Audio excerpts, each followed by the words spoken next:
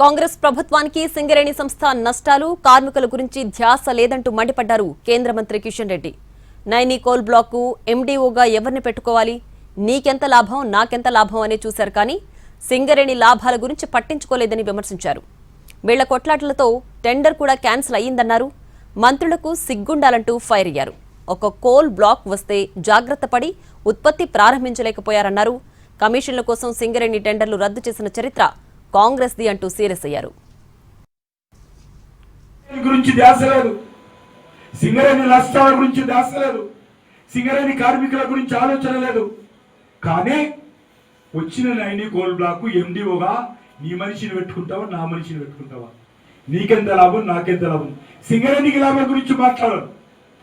Tender వేసిన తర్వాత వీళ్ళ కొట్లాటలతో టెండర్ క్యాన్సిల్ అయ్యి మీకు అందరూ తెలుసా. సిగ్గుండాలి కాంగ్రెస్ పార్టీకి, సిగ్గుండాలి మంత్రులకు. సింగరేణి కష్టాల్లో ఉన్నప్పుడు ఒక కోల్ బ్లాక్ వస్తే ఎంత జాగ్రత్తగా ఈ యొక్క కోల్ బ్లాక్ ను మరి ఈరోజు ఉత్పత్తి ప్రారంభించుకోవాలో మీకు ఆ మాత్రం ఇంగిత జ్ఞానం లేదా? ఈరోజు కాంగ్రెస్ పార్టీ నాయకులు చెప్పాలి, ఇంత ఇంగిత జ్ఞానం లేదా మీకు? పర్మిషన్ల కోసం మీ మనుషుల కోసం సింగరేణి టెండర్ రద్దు చేసినటువంటి చరిత్ర ఈ రాష్ట్ర ప్రభుత్వాన్ని. సింగరేణి నైనీ కోల్ బ్లాక్ విషయంలో కాంగ్రెస్ బీఆర్ఎస్ ను లక్ష్యంగా చేసుకుని విమర్శలకు దిగారు కేంద్ర మంత్రి కిషన్ రెడ్డి. కమిషన్ల కోసం సింగరేణి టెండర్లను రద్దు చేసిన చరిత్ర కాంగ్రెస్ ది అన్నారు కిషన్ రెడ్డి. కేసీఆర్ ఉన్నప్పుడు కూడా నైనీ బ్లాక్ అనుమతుల కోసం ప్రయత్నించలేదన్నారు. తాము పర్మిషన్ తీసుకునొస్తే మైనింగ్ జరగకుండా అడ్డుకున్నారంటూ ఫైర్ అయ్యారు. పర్మిషన్ల కోసం మీ మనుషుల కోసం సింగరేణి టెండర్ రద్దు చేసినటువంటి చరిత్ర ఈ రాష్ట్ర ప్రభుత్వాన్ని.